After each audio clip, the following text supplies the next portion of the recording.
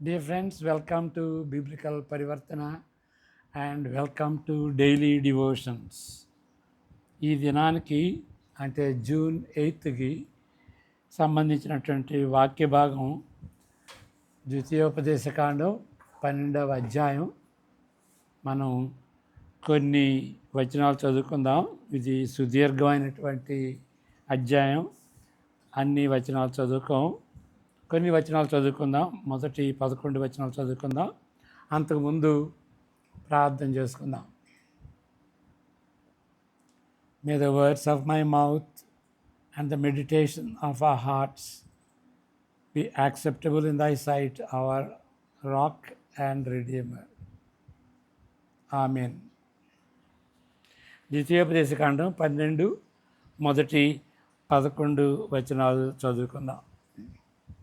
మీరు స్వాధీనపరచుకొనుటకు నీ పితరుల దేవుడైన యెహోవా నీకు ఇచ్చిన దేశమున మీరు భూమి మీద బ్రతుకు దినములన్నిటను మీరు అనుసరించి గైకొనవలసిన కట్టడలను విధులను ఇవి మీరు స్వాధీనపరచుకొనబోవు జనములు గొప్ప పర్వతముల మీద నేమి, మెట్టల మీదనేమి, పచ్చని చెట్ల క్రింద నేమి, ఎక్కడెక్కడనైతే తమ దేవతలను పూజించనో ఆ స్థలములన్నిటినీ మీరు బొత్తిగా పాడు చేయవలెను. వారి బలిపీఠములను పడద్రోసి వారి విగ్రహములను పగులగొట్టి వారి దేవతా స్తంభములను అగ్నితో కాల్చి వారి దేవతల ప్రతిమలను కూలద్రోసి వాటి పేరులు అచ్చట లేకుండా నశింపజేయవలెను. వారు తమ దేవతలకు చేసినట్టు మీరు మీ దేవుడైన యెహోవాను గూర్చి చేయకూడదు. ఈ దేవుడైన యెహోవా ఈ సమస్త గోత్రములలో తన నామమును స్థాపించుకొనుటకు నివాస స్థానముగా ఏర్పరచుకుని స్థలమును వెదకి అక్కడికే యాత్రలు చేయుచుండవలెను. అక్కడికే మీరు మీ దహన బలులను మీ దశమ భాగములను ప్రతిష్ఠితములుగా మీరు చేయ నైవేద్యములను మీ మ్రొక్కుబడి అర్పణములను మీ స్వేచ్ఛా అర్పణములను పశువులలోను గొర్రె మేకలలోను తొలిచూలు వాటిని తీసుకొని రావలెను. మీరును మీ దేవుడైన యెహోవా మిమ్మల్ని ఆశీర్వదించి మీకు కలుగజేసిన మీ కుటుంబములను మీ దేవుడైన యెహోవా సన్నిధిని భోజనం చేసి మీ చేతి పనులన్నిటి యందు సంతోషింపవలెను. నేడు మనం ఇక్కడ చేయుచున్నట్లు మీలో ప్రతి మనుష్యుడు తన కంటికి యుక్తమైనదంతయు చేయకూడదు. నీ దేవుడైన యెహోవా నీకు ఇచ్చుచున్న విశ్రాంతిని స్వాస్థ్యమును మీరు ఇదివరకు పొందలేదు. మీరు యోర్దాను దాటి మీ దేవుడైన యెహోవా మీకు స్వాస్థ్యంగా ఇచ్చుచున్న దేశమున నివాసులైన తరువాత ఆయన మీ చుట్టూ నుండి శత్రువులందరూ లేకుండా మీకు విశ్రాంతి కలుగజేసినందున మీరు నెమ్మది పొందినప్పుడు నేను మీకు ఆజ్ఞాపించు సమస్తమును అనగా మీ దహన బలులను మీ దశమ భాగములను ప్రతిష్ఠితములుగా మీరు చేయు నైవేద్యములను మీరు యెహోవాకు మొక్కుకొని మీ శ్రేష్టమైన మొక్కుబళ్లను మీ దేవుడైన యెహోవా తన నామమునకు నివాస స్థానముగా ఏర్పరచుకుని స్థలమునకే మీరు తీసుకొని రావలెను. అంతవరకు ఆపుదాం. ఐగుప్తు నిర్గమం అంటే ఇంగ్లీష్లో ఎక్సడస్ అంటారు. కానీ ఐగుప్తు నుండి వచ్చేటువంటి నిర్గమం, ఇప్పుడు అలాంటి నిర్గమాలు వేరేవి కూడా ఉన్నాయి. యేసు ప్రభు ఆయన యెరూషలేము వెళ్ళేటప్పుడు అది కూడా నిర్గమం అంటాం. లేకపోతే ఐగుప్తు వెళ్ళినప్పుడు నిర్గమం అంటాం. అంటే ఒక దేశాన్ని వదిలి వేరే దేశానికి వెళ్ళటం. కానీ ఇక్కడ ఐగుప్తు నుండి ఇశ్రాయేలీయులు విడుదల పొందినప్పుడు ఆ నిర్గమాన్ని స్పెషల్గా ఎంచుతారు. కాబట్టి ఇంగ్లీష్లో దాన్ని ఎక్సోడస్ అని ఈ క్యాపిటల్ పెడతారన్నమాట. అప్పుడు ఐగుప్తు నిర్గమం అని చెప్పనవసరం లేదు. నిర్గమం అని అంటే ఇంగ్లీష్లో ఈ అని అంటే ఐగుప్తు నుండి నిర్గమం అని అర్థం చేసుకోవాలి. అరణ్య సంచారం యొక్క గతాన్ని ద్వితీయోపదేశ కాండం చూస్తున్నప్పటికీ, అంటే గతంలో దేవుడు నీకు ఇట్లా చేశాడు అని గతాన్ని గుర్తు చేసుకుంటుంది. అంతేకాదు ద్వితీయోపదేశ కాండం మరొకటి చేస్తుంది ఏంటంటే ముందు చూపు కూడా కలిగి ఉంటుంది. వాగ్దాన దేశంలోనికి ప్రజలు అడుగుపెట్టినప్పుడు జరిగే మార్పులను గూర్చి, ఈ మార్పులు అది మనం కాన్సన్ట్రేట్ చేయాల్సింది. మార్పులను గూర్చి తలస్తున్నప్పుడు ఏమి మారవలెను ఏమి మారకూడదో మనం గ్రహించుకోవాలి. ఓకే, దాన్ని మనం గ్రహించుకోవాలి. ఇక్కడ నిన్నటి అధ్యాయంలో నేడు అనేటువంటి మాట మనం చూస్తాం. చదవండి 11:6.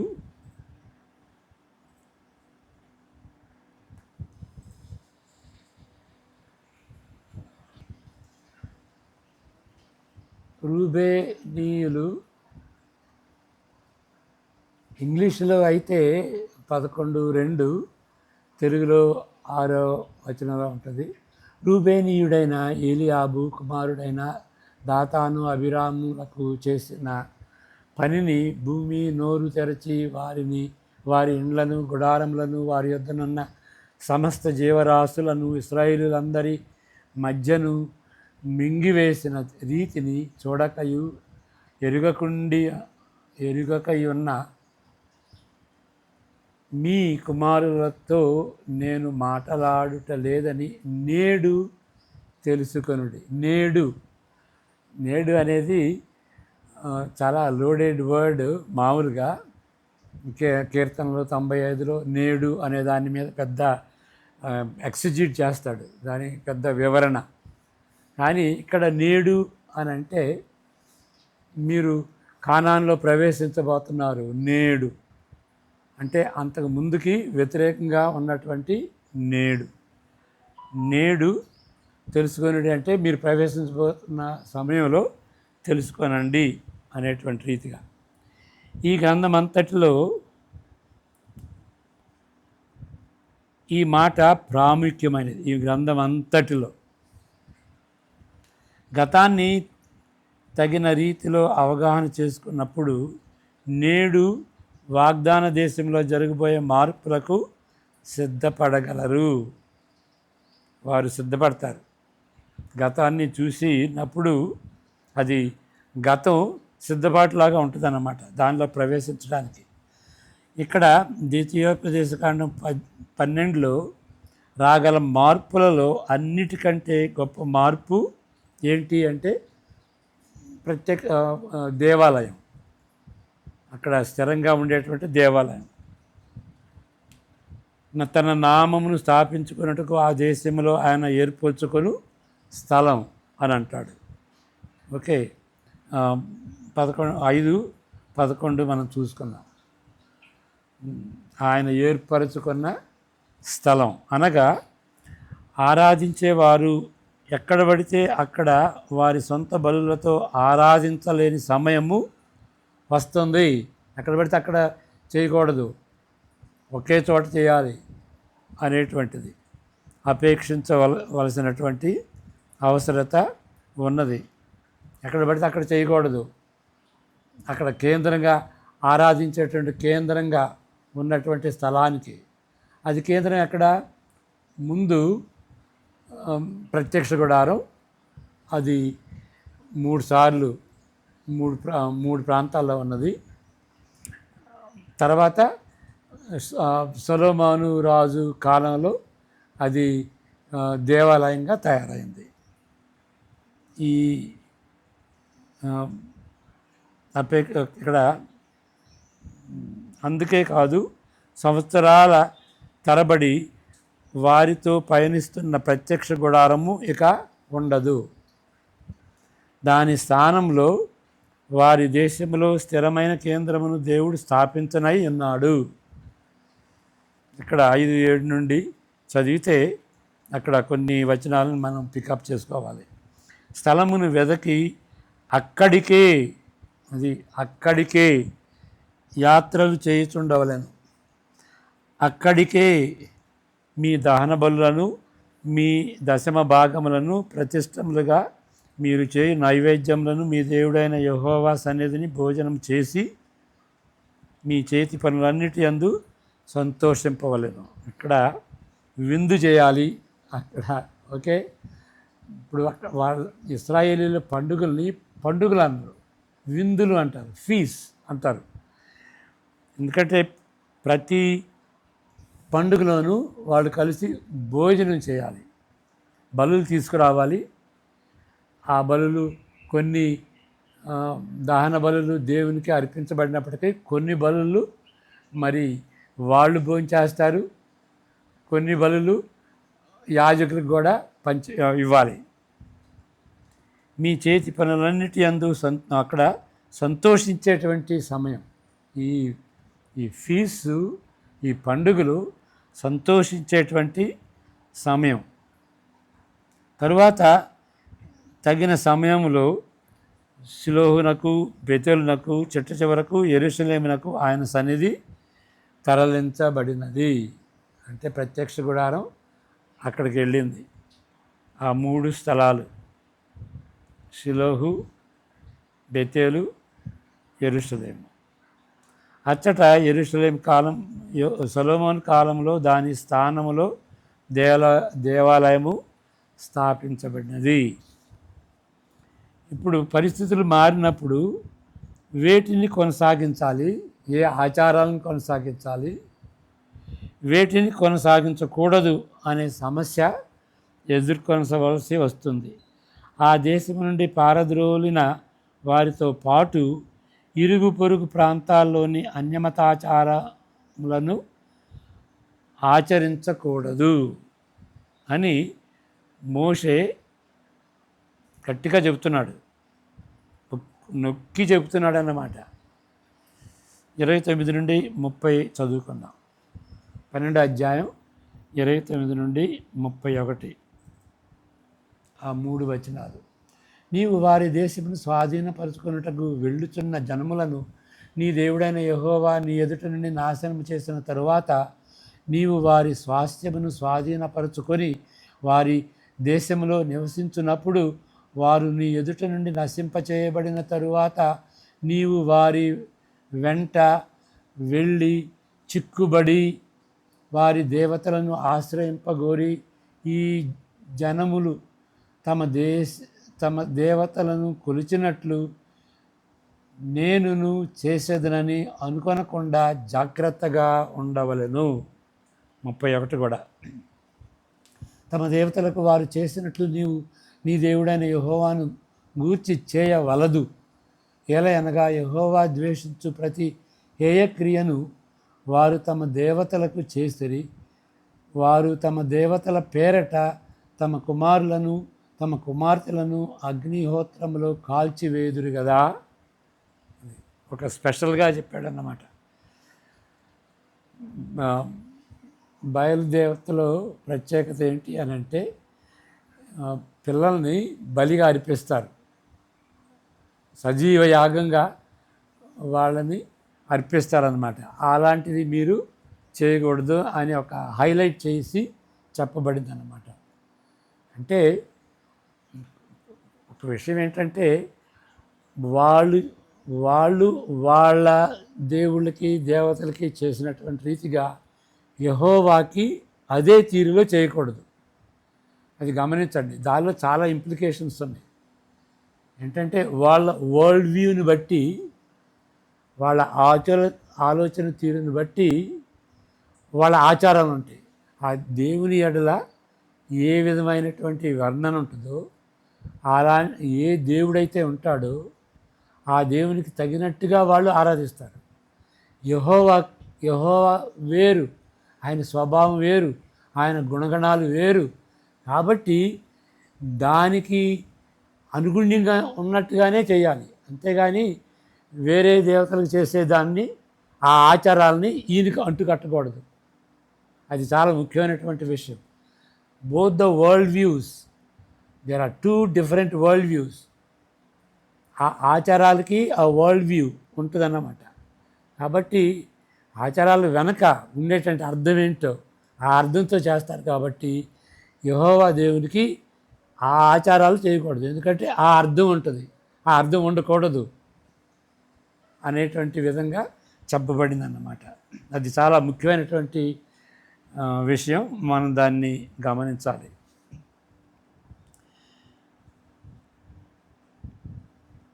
పరిస్థితులు మారినప్పుడు చదువుతాను, వేటిని కొనసాగించవలను, వేటిని కొనసాగించకూడదు అనే సమస్యలను ఎదుర్కొనవలసి వస్తుంది. ఆ దేశం నుండి పారద్రోలిన వారితో పాటు పొరుగు ప్రాంతాలలోని అన్యమతాచారాలను ఆచరించకూడదని మోషే అప్పుడు చెప్పినట్లు ఇప్పుడు కూడా నొక్కి చెప్పుతున్నాడు. ఎప్పుడు కూడాను అది అనుకూలం కాదు యెహోవా ప్రజలకి. ఎక్కువ మంది దూర ప్రాంత ప్రజలు వారు కేంద్రముగానున్న పరిశుద్ధ స్థలములోనే మాంసం కొరకు పశువులను వధించుట కాని పని. ఇప్పుడు ఇది వేరే విషయం చెప్తున్నాడు. ఇది బలులు అర్పించడం కాదు, మామూలుగా వేటాడి జంతువుల్ని వధించి భోంచేయటం అన్నమాట. అప్పుడు పరిశుద్ధ స్థలంలోనే మాంసం కొరకు పశువులను వధించుట అది చేయలేము. అక్కడక్కడ ఉంటారు. ప్రతిదానికి దేవాలయం దగ్గరికి వచ్చి, ప్రత్యక్ష గుడాల దగ్గరికి వచ్చి ఎట్లా చేయగలరు? అది అవే పని కాదు. అంతేకాదు, యాజకులకు పంచిపెట్టవలసిన వంతుల కొలతలు సున్నితమైనవి కాబట్టి అది కూడా సాధ్యపడదు. కాబట్టి వారి పొలంలోనే వేటాడిన జంతువులను వధించినట్లు వారున్న చోటనే వధించుటలో ఏ ఆక్షేపణ లేదు. ఓకే, ఇది బలులు అర్పించడం కాదు, మామూలుగా వధించి భోంచేయటం. 15 నుండి 22 వరకు చదువుకుందాం.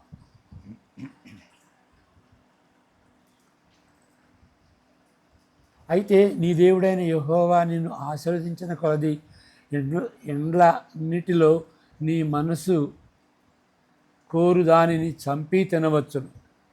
పవిత్రులేమి అపవిత్రులేమి ఎర్రజింకను చిన్న దుప్పిని తినినట్లు తినవచ్చును. మీరు రక్తము మాత్రము తినక దానిని నీళ్ల వలె నేల మీద పారదోయవలను. అది మనకు తెలిసిందే. రక్తం దేనికి సింబాలికల్గా అది దానిలో ప్రాణం ఉంటుంది. ప్రాణం ఎక్కడ ఉంటుంది? రక్తంలో ఉంటుంది. రక్తం లేకపోతే ప్రాణం ఉండదు. ఓకే, కానీ మనం ఇంతకుముందు చెప్పుకున్నటువంటి రీతిగా మాంసంలో అసలు ఏ రక్తం ఉండదా? ఒక వధించినప్పుడు రక్తాన్ని కొంత మనం భూమిలో పోసినప్పటికీ అసలు మాంసంలో ఏ రక్తం ఉండదా? ఉంటుంది. కానీ సింబాలికల్గా అది రక్తం అంటే ప్రాణం. ఆ ప్రాణాన్ని నువ్వు తీసుకోకూడదు, తాగకూడదు అనేటువంటి అర్థం దాన్ని బట్టి వచ్చిందన్నమాట. 17వ వచనం, నీ ధాన్యములోనేమి, నీ ద్రాక్షారసములోనేమి, నీ నూనెలోనేమి, దశమ భాగమును నీ గోవులలోనేమి, నీ గొర్రె మేకల మందలో నీదేమి, తొలుచూలు పిల్లలను నీవు మొక్కుకొని మొక్కుబళ్లలో దేనిని నీ స్వేచ్ఛార్పణను ప్రతిష్టార్పణమును నీ ఇంట తినక నీ దేవుడైన యెహోవా ఏర్పరచుకొను స్థలముననే నీవు, నీ కుమారుడు, నీ కుమార్తె, నీ దాసుడు, నీ దాసి, నీ ఇంట నుండు లేవీయులు కలుసుకొని నీ దేవుడైన యెహోవా సన్నిధిని తిని నీవు చేయు ప్రయత్నములన్నిటిలో నీ దేవుడైన యెహోవా సన్నిధిని సంతోషించదు. బలులైతే దేవునికి అర్పించాల్సినటువంటి బలులైతే దేవాలయం దగ్గరికి వచ్చి చేయాలి. 22 వరకు నీవు నీ దేశంలోనున్న నీ దినములన్నిటను లేవీయులను విడువకూడదు సుమి. వాళ్ళని మర్చిపోవద్దు. నువ్వు ఎక్కడన్నా అక్కడ నువ్వు ఎక్కడుంటే అక్కడ లేవీయులు ఉంటారు. నీవు నీ ఇష్టం వచ్చినట్టు భోజనం చేసుకోవచ్చు. మరి వాళ్ళ సంగతి ఏంటి? వాళ్ళని కూడా దృష్టిలో పెట్టుకో. నీ దేవుడైన యెహోవా తాను నీకు ఇచ్చిన మాట చొప్పున నీ సరిహద్దులను విశాలపరిచిన తరువాత నిశ్చయముగా మాంసము తినగోరి మాంసము తినేదని అనుకుందువు. అప్పుడు నీకు ఇష్టమైన మాంసము తినవచ్చు. నీ దేవుడైన యెహోవా తన నామమును ప్రకటించుటకు ఏర్పరచుకున్న స్థలము మీకు దూరముగా ఉండిన ఎడల యెహోవా నీకు ఇచ్చిన గోవులలోనిదే కానీ మీ గొర్రె మేకలలోనిదే కానీ నేను నీకు ఆజ్ఞాపించినట్లు చంపి నీవు ఆశించిన దానిని ఇంట తినవచ్చును. జింకను దుప్పిని తినునట్లు దాన్ని తినవచ్చును. పవిత్రములు భేదము లేకుండా తినవచ్చును. మీ ఇంట్లో తినటానికైతే ఏ భేదం లేదు. దేవునికి బలి అర్పించేటట్లయితే దేవుని సన్నిధికి రావాలి. అయితే రక్తమును తినకూడదు. భద్రము సుమి. ఎలా అనగా రక్తము ప్రాణము, మాంసముతో ప్రాణాధారమైన దాన్ని తినకూడదు.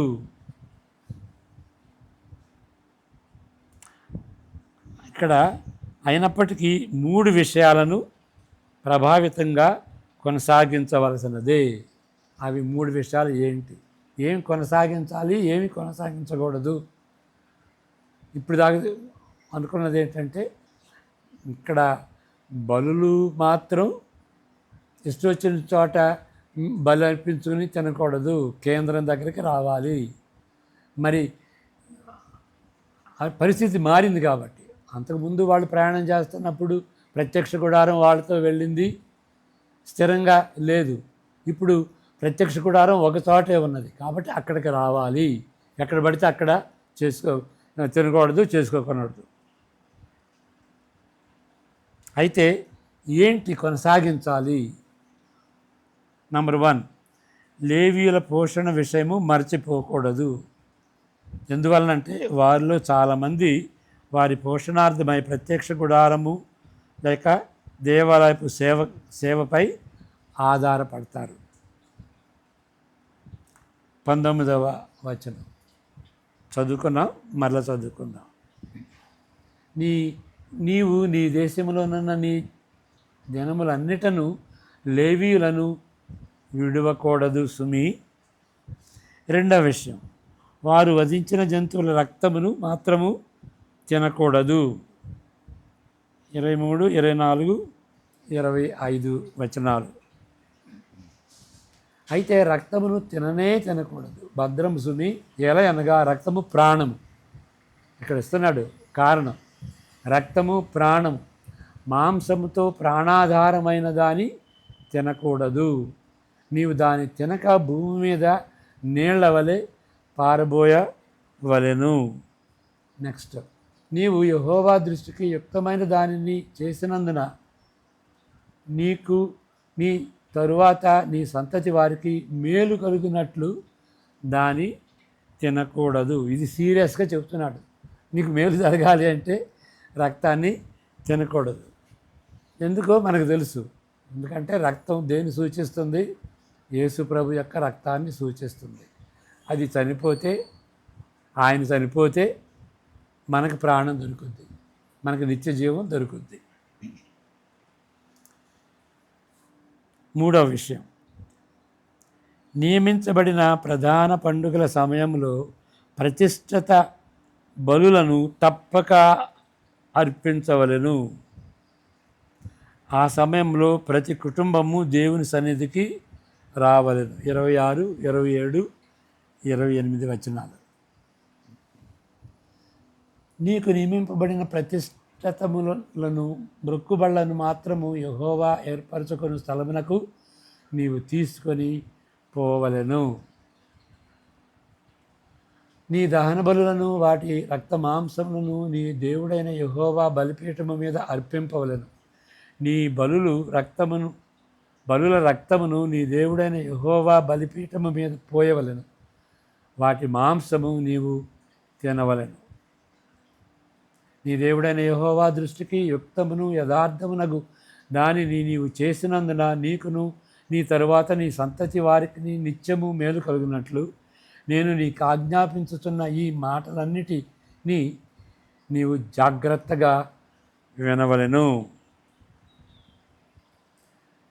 ఇప్పుడు క్రొత్త నిబంధనలకు వస్తున్నాం. ఎందుకంటే క్రొత్త నిబంధనలో ఉన్నటువంటి మార్పులు చాలా పెద్ద మార్పులు వస్తాయి.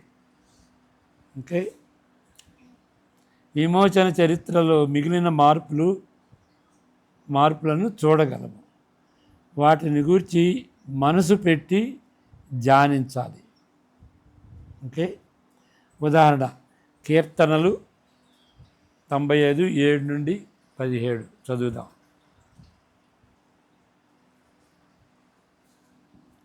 95:7-11. రండి, నమస్కారం చేసి సాగులు పడదుము, మనలను సృజించిన యెహోవా సన్నిధిని మోకరించుదము.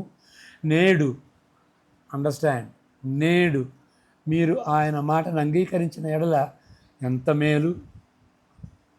అరణ్యమందు మెరీబా యొద్ద మీరు కఠినపరుచుకున్నట్లు, మస్సా దినమందు మీరు కఠినపరుచుకున్నట్లు మీ హృదయములను కొనకుడి.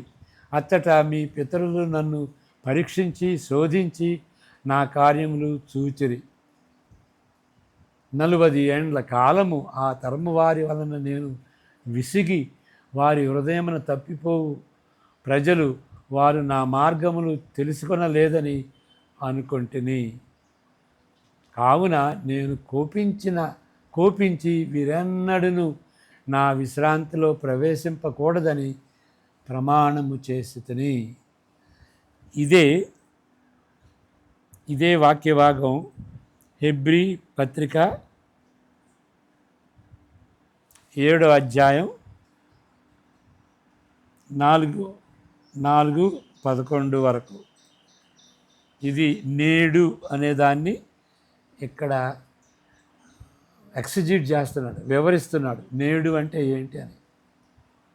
హెబ్రీ 3:7 హెబ్రీ 3:7 నుండి 4:11 వరకు. ఇది సుదీర్ఘమైంది. అక్కడ పరిస్థితి నేడు అంటే అక్కడ వేరు. వాళ్ళు కానాన్లో ప్రవేశించబోతున్నప్పుడు ఈ నేడు అనేదానికి ఇక్కడ హెబ్రీలో ఏ అర్థం ఉందో చూడండి. హెబ్రీ 3:7. మరియు పరిశుద్ధాత్మ ఇట్లు చెప్పుతున్నాడు, నేడు మీరాయన శబ్దమును వినిన ఎడల అరణ్యములో శోధన దినమందు కోపం పుట్టించినప్పటి వలె మీ హృదయములను కఠినపరచుకొనుకుడి. 40 సంవత్సరములు నా కార్యములు చూచి మీ పితరులను నన్ను పరీక్షించి శోధించిరి. కావున నేను ఆ తరము వారి వలన విసిగి మీరెల్లప్పుడూ తమ హృదయాలోచనలో తప్పిపోతున్నారు, నా మార్గములను తెలుసుకొనలేదు. కనుక నేను కోపంతో ప్రమాణము చేసినట్టు వారు నా విశ్రాంతిలో ప్రవేశింపరని చెప్పితిరి. అదే ఇంతకుముందు చదువుకున్నాం మనం కీర్తనలో. అదే ఇక్కడ కోట్ చేయబడింది. సహోదరులారా, జీవము గల దేవుని విడిచిపోవునట్టు విశ్వాసము లేని దుష్ట హృదయము మీలో ఎవని యందైనను ఒకవేళ ఉండునేమో అని జాగ్రత్తగా చూసుకొనుడి. నేడు అక్కడ నేడు మీరు ఆయన శబ్దమును వినిన ఎడల, నేడు ఎక్కడ?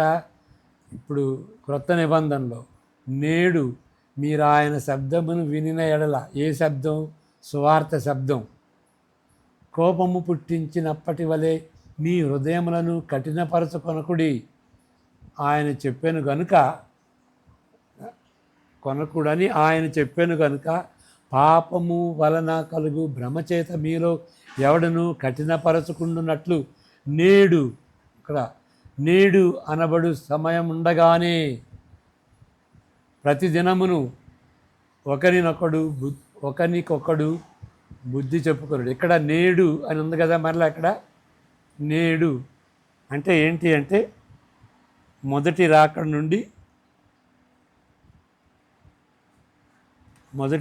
నుండి రెండవ రాకడ వరకు నేడు కృపకాలం.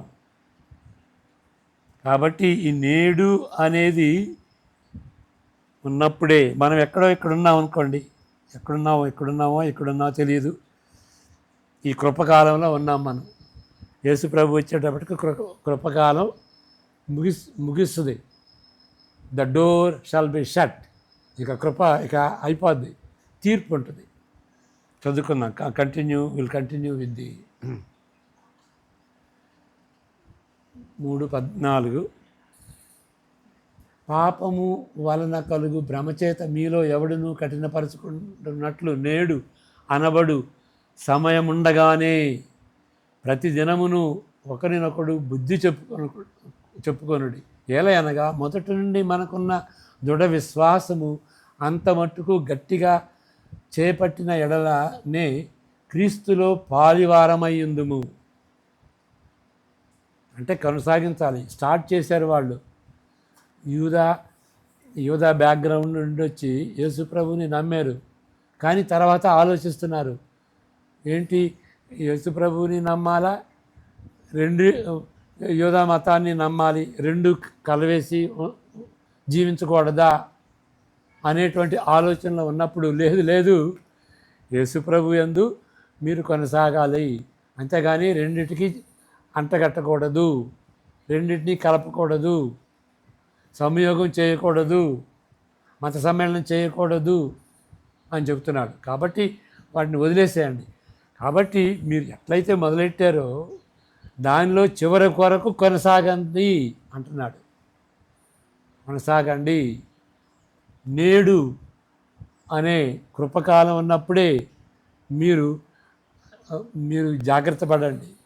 అటువైపుకి తిరగొద్దు, మరలా మీరు ఇటు తిరగండి, కృపలో ఉండండి అని చెప్తున్నాడు. విని కోపము పుట్టించిన వారెవరు? మోషే చేత నడిపింపబడి ఐగుప్తులో నుండి బయలుదేరి వచ్చిన వారందరే కదా. ఎవరి మీద 40 ఏండ్లు ఆయన కోపగించెను? పాపము చేసిన వారి మీదనే కదా. వారి శవములు అరణ్యంలో రాలిపోయాను. తన విశ్రాంతిలో ప్రవేశింపరని ఎవని గూర్చి ప్రమాణం చేసెను?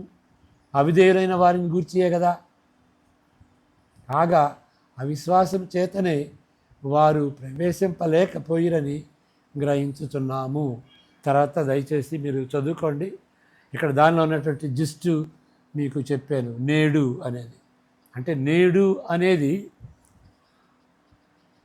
అక్కడ చెబుతుంది వేరు, తర్వాత కీర్తనలో చెబుతుంది వేరు. అంటే నేడు అనేదాన్ని కీర్తనీయుడు దేని గురించి చెప్తున్నాడు అని అంటే అక్కడ ఉన్నటువంటి పరిస్థితుల గురించి. మరి ఇక్కడ హెబ్రీలో ఎట్లా చెప్తున్నాడంటే ఇక్కడ ఉన్నటువంటి పరిస్థితులు, సువార్తను గురించినటువంటి పరిస్థితిని బట్టి. ఓకే, ఇక్కడ మార్కు 7:19. మార్కు 7:19.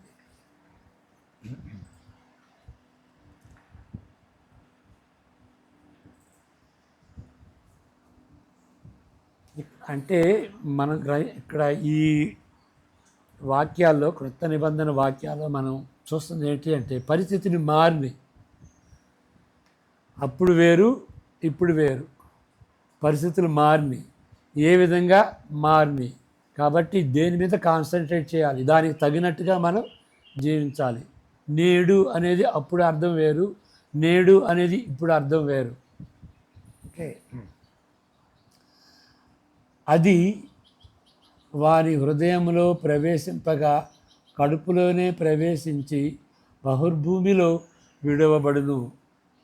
ఇట్లు అది భోజన పదార్థములన్నిటినీ పవిత్రపరచును. దానికి దయచేసి మీరు అర్థం చెప్పండి. 19వ వచనం. ఇప్పుడు దాని కాంటెక్స్టు సందర్భం ఏంటంటే 17 నుండి చదువుదాం. వాళ్ళు ప్రశ్నించారు యూదులు యేసు ప్రభు శిష్యుల్ని, ఏంటి మీరేం చేయరు, మేము చేస్తాం, మేము భోజనానికి ముందుగా అన్నీ ఆచారంగా కడుక్కుంటాం. అంటే హెల్త్ కోసం కడుక్కోవటం కాదు, మురికి నుండి కడుక్కోవటం కాదు, ఆచారంగా కడుక్కుంటారు, మేము కడుక్కుంటాం. మరి బాప్తిస్మిచ్చు యోహాను వాళ్ళ శిష్యులు కడుక్కుంటారు, మీరేంటి మీది రక్తమతం లాగా ఉంది, మీరేం చేయరు అని అంటే యేసు ప్రభు ఆయన ఏమంటాడు అని అంటే నెక్స్ట్ వచనం 7:18, ఆయన వారితో ఇట్లా, నేను మీరును ఇంకా అవివేకులై ఉన్నారా, వెలుపటి నుండి మనుషుని లోపలికి పోవునదేదియు వానిని అపవిత్రునిగా చేయజాలదని మీరు గ్రహింపకున్నారా. ఏదైనా భోంచేస్తే అది డైజెస్ట్ చేసుకుంటాం, లెట్రిన్లో బయటికి పోద్ది, అది మనిషినేమి అపవిత్రపరచదు. ఓకే, నెక్స్ట్ వచనం,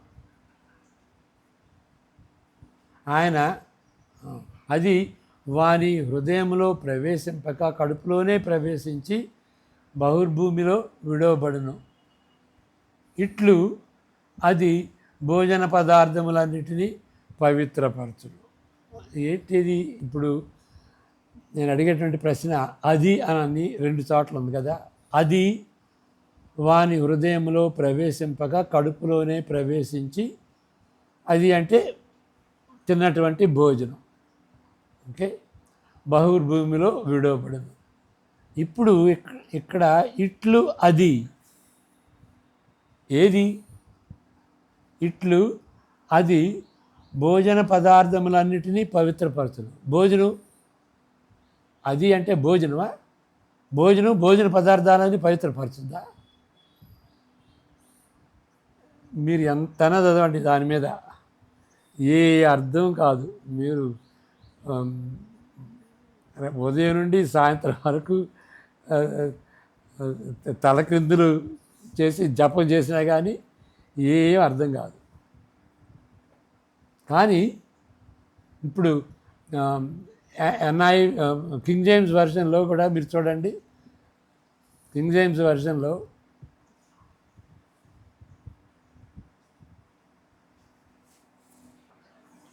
ఇక్కడ king James version, because it entereth not into his heart but into the belly and goeth out into the draught. అంతవరకు అర్థమవుతుంది. ఏంటంటే మనం భోంచేసింది హార్ట్లోకి వెళ్ళదు, బెల్లీలోకి వెళ్తుంది, తర్వాత ఇక బహిరంగ భ్రూలో వదిలిపెట్టబడుద్ది. ఓకే, పర్జింగ్ ఆల్ మీట్స్, ఇది కష్టమైనటువంటి మాట.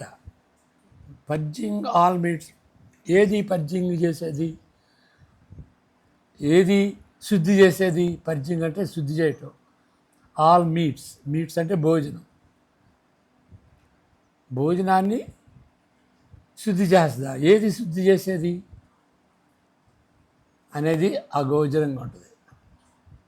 కానీ ఎన్ఐవి క్లియర్గా చెప్తుంది. అది ఎన్ఐవి ఏం చేస్తుందంటే విదిన్ బ్రాకెట్స్లో మార్కు చెప్పినట్టుగా విదిన్ బ్రాకెట్స్లో పెడుతుంది అన్నమాట. ఏంటి అని అంటే because it enters naught into his heart, ఇది ఇంకా కింగ్ జేమ్స్ వర్షన్.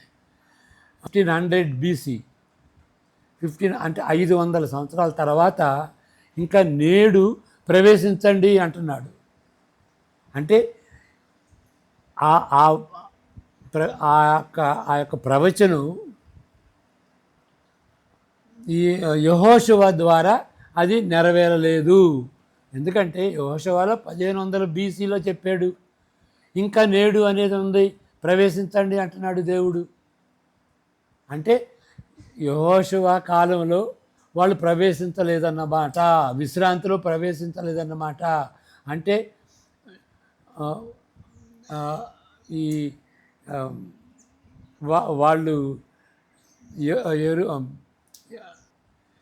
కానాన్లో ప్రవేశించినప్పుడు వాళ్ళకి విశ్రాంతిలో ప్రవేశించలేదు అని, ఎందుకంటే తర్వాత 95లో చెప్తున్నాడు అదే మాట, ప్రవేశించండి అని. అంటే అప్పుడు ప్రవేశించలేదన్నమాట అని ఆ విధంగా హెబ్రీ 4:3-4లో చెప్పబడింది. అంటే ఈ ఈ జాషువా ద్వారా, యెహోషువ ద్వారా వాళ్ళు వెళితే ఇది ఉండేది కాదయ్యా. కాబట్టి అప్పుడు లేదు, కీర్తన కాలంలో లేదు. మరి ఎందుకు కీర్తనలో ఇట్లా చెబుతున్నాడు అని అంటే, ఈ యెహోషువ ద్వారా, ఈ యేసుప్రభుకి మరో పేరు యెహోషువ అంటే గాడ్ సేవ్స్, యెహోవా సేవియర్, యెహోవా రక్షిస్తాడు అనేటువంటి పేరు అన్నమాట. యెహోషువ అన్న అదే అర్థం, జీసస్ అన్న అదే అర్థం. కాబట్టి ఆ యెహోషువ ఇవ్వలేదు, ఈ యెహోషువ అనే మాట వాడతాడన్నమాట. హెబ్రీలో యెహోషువ అని వాడతాడు, ఈ యెహోషువ ఇస్తాడు అనేటువంటి రీతిగా ఇంటర్ప్రిట్ చేస్తాడు అన్నమాట. కాబట్టి కాలం మారినప్పుడు మనం ఏది కొనసాగించాలి, ఏది కొనసాగించకూడదు అనేది కూడా మనం గ్రహించాలి. అది గ్రహించుకోకపోతే చాలా పెద్ద ప్రమాదం. ఇప్పుడు పాత నిబంధన తీసుకోవచ్చు, డైరెక్ట్గా అప్లై చేసుకోవచ్చు. మరీ ముఖ్యంగా ఏంటి అనంటే, 2 విషయాలు మనం గమనించుకోవాలి. అది ఏంటి అనంటే, ఇక్కడ దేవాలయం అంతకుముందు దేవాలయం లేదు. ఓకే, ఏదేను దేవాలయం అంటారు. తర్వాత మరి ప్రత్యక్ష గుడారం, దేవుని యొక్క సన్నిధి ప్రత్యక్ష గుడారం. మరి దేవుని సన్నిధిని ఆయన మోషే చూశాడు కదా, కొండ మీద చూశాడు కదా, ఆ కొండ కూడా అనుకోవచ్చు దేవుని సన్నిధి అని.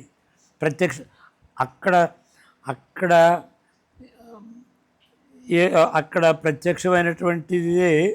మరి 10 ఆజ్ఞలు ఇచ్చినప్పుడు దేవుడు అక్కడ ప్రత్యక్షపరచుకున్నాడు తన సన్నిధి అనేది. దానికి దీనికి కనెక్షన్ అన్నమాట. అదే సన్నిధి ఇక్కడ ఉన్నది. తర్వాత మరి 40 సంవత్సరాలు వాళ్ళతో వచ్చింది. తర్వాత సొలొమోను కాలంలో దేవాలయం అయింది. ఇక్కడ మార్పు ఏంటంటే, ఎక్కడ పడితే అక్కడ బలులు అర్పించకూడదు, ఇక్కడే అర్పించాలి అని మనం చూసాం. మరి అదైన తర్వాత క్రొత్త నిబంధన వచ్చేటప్పటికి, ఇది పాత నిబంధన, క్రొత్త నిబంధన వచ్చేటప్పటికి ఇంకా 2 రకాలైనటువంటి దేవాలయం. ఒకటేంటంటే విశ్వాసుల సంఘం, విశ్వాసుల సంఘం. విశ్వాసుల్లో దేవుడు ఉన్నాడు కాబట్టి, దేవుని సన్నిధి ఉన్నది కాబట్టి, ప్రతి ఒక్క విశ్వాసి కూడాను దేవాలయం. ఓకే, కాబట్టి మన శరీరం దేవాలయం కాబట్టి పరిశుద్ధంగా వాడుకోవాలి, వ్యభిచారం అలాంటిది చేయకూడదు అని చెబుతాడు. తర్వాత సంఘం కూడా దేవాలయం. పరిశుద్ధాత్మ దేవుడు ఇచ్చినప్పుడు సంఘం మీద ఇచ్చాడు. ఎల్లప్పుడూ పరిశుద్ధాత్మ దేవుడు సంఘంతో ఉంటాడు కాబట్టి అది దేవాలయం. త్రియేక దేవుడు, పరిశుద్ధాత్మతో పాటు త్రియేక దేవుడు ఉంటాడు కాబట్టి అది దేవాలయం. తర్వాత పరలోకం గురించి చెప్పినప్పుడు ఇక్కడ ప్రకటన గ్రంథం 21, 22 ఈ అధ్యాయాల్లో అక్కడ ఏమని ఉంటుంది, అక్కడ దేవాలయం లేదు అని ఉంటుంది. దేవాలయం లేదు ఎందువల్లంటే అక్కడ దేవుడే ఉంటాడు కాబట్టి. దేవుడే ఉంటాడు, ఇంకా దేవాలయం ఏంటి? కాబట్టి పరలోకం అంతా కూడా దేవాలయమే, దేవుడు అక్కడ ఉంటాడు కాబట్టి ఈ డెవలప్మెంట్ మనం గ్రహించుకోవాలి. దానికి తగినట్టుగా ఏంటి మనం ఆచరించాలన్నమాట. అంతేగాని ఇక్కడ చెప్పుకున్న దాన్ని ఇక్కడ ఇక్కడ వర్తించవద్దు. అప్పుడు చాలా ప్రాబ్లంలో పడిపోతాం అన్నమాట. అప్పుడు అక్కడ ధ్వంసం చేయండి విగ్రహాలను అంటే, ఇప్పుడు మన విగ్రహాలని మనం ధ్వంసం చేసేటువంటి అధికారం లేదు. అక్కడ దేవాలయం ఉంది, దేవాలయానికి డబ్బులు ఇవ్వండి అని మనం అడగకూడదు. ఎందుకంటే ఇప్పుడు దేవాలయం విశ్వాసులు. చర్చ్ బిల్డింగ్ ఈజ్ నాట్ దేవాలయం. ఓకే, కానీ పరిశుద్ధులుగా కూడుకుంటాం కాబట్టి అక్కడ అది ఒక విధంగా పవిత్రమైందే. ఎందుకంటే ప్రజలంగా కూడుకుంటాం కాబట్టి. కానీ బిల్డింగ్లో పాత నిబంధనలో ఉన్నటువంటి బిల్డింగు అలాంటి ఆ విధమైనటువంటి అర్థం చర్చి బిల్డింగ్కి లేదు అని గ్రహించుకోవాలి. ఇంకొక ఉదాహరణ ఎన్నోసార్లు చెప్పాను, మరలా చెప్పాలి. అదేంటంటే విశ్రాంతి దినం. పాత నిబంధనలో 2 విశ్రాంతి దినాలు ఉన్నాయి, క్రొత్త నిబంధనలో మరి 2 ఉన్నాయి. పాత నిబంధనలో ఉన్నటువంటి విశ్రాంతి దినాలు ఏంటి అని అంటే, ఇక్కడ 7వ దినమున విశ్రాంతి దినమును దేవుడు పరిశుద్ధపరిచాడు అని ఉన్నది. సృష్టి అంతా కూడాను దానికి సూచిస్తుంది. అది స్పెషల్ డే అనేటువంటిది. దాన్ని ఏమంటాం? క్రియేషన్ రెస్ట్ అంటాం. సబ్బాతు అని అంటే రెస్ట్. కాబట్టి క్రియేషన్ సబ్బాత్, క్రియేషన్ రెస్ట్. తర్వాత కానాను, ఇప్పుడు కానాన్ రెస్ట్. ఇప్పుడు మనం చెప్పుకుంటుందంతా అదే. నిర్గమకాండంలో మీరు కానాన్లో ప్రవేశించబోతున్నారు. యెహోషువలో గ్రంథంలో రిపీటెడ్గా చెప్పబడింది. దెన్ దే రెస్టెడ్, వాళ్ళు విశ్రాంతి తీసుకున్నారు అని ఉంటుంది అన్నమాట. ఇక్కడ మరి యేసుప్రభు ఏమన్నాడు అని అంటే, మత్తయి సువార్త 11:28 అందరికీ తెలిసినటువంటిదే. ప్రయాసపడి భారం మోస్తున్న వారులారా, సమస్తమైన జనులారా నా ఎదురుకు రండి, నేను మీకు విశ్రాంతినిస్తాను, సబ్బాతునిస్తాను. అంటే ఆత్మీయ విశ్రాంతి, స్పిరిచువల్ రెస్ట్. తర్వాత ప్రకటన గ్రంథంలో మరి ప్రకటన గ్రంథం 14:13 ఏముంటుందంటే పరలోక సంబంధమైనటువంటి విశ్రాంతి. అప్పుడు they will rest from their labours and their works will follow అని ఉంటుంది కదా. కాబట్టి ఇది యేసు ప్రభుతో ఈ స్పిరిచువల్ రెస్ట్ అనేది ప్రారంభమయ్యి పరలోకంలో సంపూర్ణమవుతుంది. అదే ఏంటి అని అంటే స్పిరిచువల్ రెస్ట్, ఆత్మీయ విశ్రాంతి. దానికి మారు పేరు ఏంటి అని అంటే యేసు ప్రభులో వచ్చేటువంటి రక్షణ. కాబట్టి పాత నిబంధనలో ఉన్నటువంటిది క్రొత్త నిబంధనలో ఉన్నటువంటి రక్షణను సూచిస్తుంది. పాత నిబంధనలో ఉన్నటువంటి ఈ యొక్క సబ్బాతు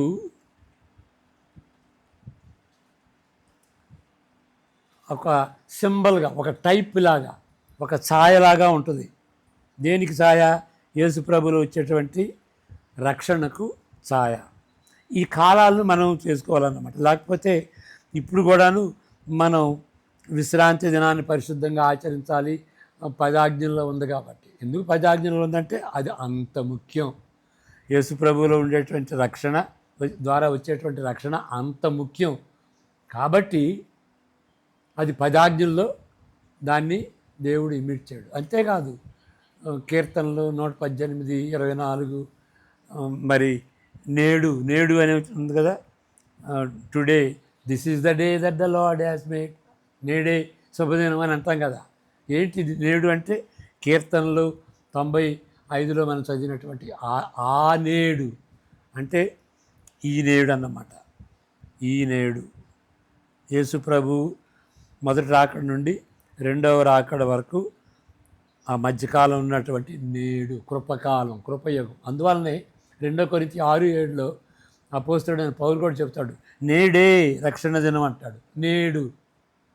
కాబట్టి ఈ విధంగా ఏ విధంగా మారింది ఏది కొనసాగింది అనేది అర్థం చేసుకోలేకపోతే మన బోధ అంతా పర్వర్టెడ్ అయిపోద్ది, సమస్యలకి మనం గురి అవుతాం. ఓకే, కాబట్టి చాలా జాగ్రత్తగా చదువుకోవాలన్నమాట, వీటన్నిటిని అభ్యసించాలి. మరి కొంతమంది ఏమంటారంటే what is the use of going to seminary అంటారు. సెమినారీలో ఇవన్నీ నేర్చుకుంటాం, టైం ఇస్తాం. ఓకే, కాబట్టి సెమినారీకి వెళ్ళనవసరం లేదు, కానీ చదువుకోవచ్చు, ఇంటి దగ్గర కూడా చదువుకోవచ్చు. చాలామంది ఎల్టీ జయచంద్రన్ లాంటి వాళ్ళు ఇంటి దగ్గర బాగా సెమినారీకి వెళ్లకుండానే బాగా అభ్యసించి ఆరితేరినటువంటి ప్రసంగులలాగా ఉన్నారన్నమాట. సెమినారీ తప్పకుండా వెళ్ళనవసరం లేదు, డబ్బు ఖర్చు పెట్టుకుని. కానీ కొంతమందికి వీలు కాదు కాబట్టి ఇంటి దగ్గరే చదువుకోవచ్చు. కానీ చదువుకోవాలి, క్షుణ్ణంగా చదువుకుంటే ఇలాంటి సమస్యలకి మనం గురి కావాలన్నమాట. లేకపోతే పాత నిబంధనలు క్రొత్త నిబంధనలు పాత నిబంధన అంతా కన్ఫ్యూజ్ చేసేస్తాం. మరి ఇంకొకటి ఏంటి అని అంటే, పాత నిబంధన చేసినప్పుడు యేసుప్రభు అంటాం. యేసుప్రభు సువార్తలో వచ్చాడు. యేసుప్రభు క్రిస్మస్ దినం కాదు, క్రిస్మస్ సందర్భం అది అది ఆ సంఘటన జరిగింది. దేవుడు మనిషి అయ్యాడు, ఆయన యేసు అని పేరు పెట్టబడ్డాడు. కాబట్టి అంతకుముందు యేసు అనే వ్యక్తి లేడు, యేసు అనే పేరుతో లేడు, వేరే పేరుతో పాత నిబంధన ఉన్నాడు అన్నమాట. యేసు అంటారు తీసి. మరలా యేసుక్రీస్తు, ప్రభు అయిన యేసుక్రీస్తు, అది ఎప్పుడు వాడారు, అవన్నీ కూడాను ఏ కాలంలో ఏది వాడారు అని గమనించుకోవాలి. అది చాలా మంచిది. ప్రార్థన చేసుకుందాం.